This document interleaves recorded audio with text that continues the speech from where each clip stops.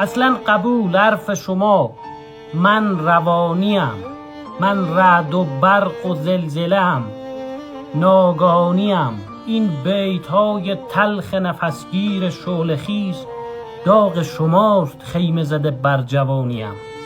رودم اگرچه بی تو به دریا نمیرسم، کوهم اگرچه مردنی استخوانیم.